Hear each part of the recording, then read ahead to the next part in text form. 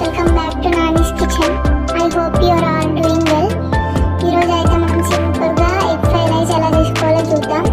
First అయితే ఒక 4 eggs తీసుకొని మంచిగా విస్క్ అయితే చేసుకోండి. దాని తర్వాత ఉల్లిపాయలు కట్ చేసుకోండి. ఒక బౌల్లో ఆయిల్ వేసుకొని అందులో ఉల్లిపాయ, గరం మసాలా, పసుపు, కారం, ఉప్పు అన్నీ వేయాలన్నమాట. వేసి మంచిగా మిక్స్ చేసుకోవాలి.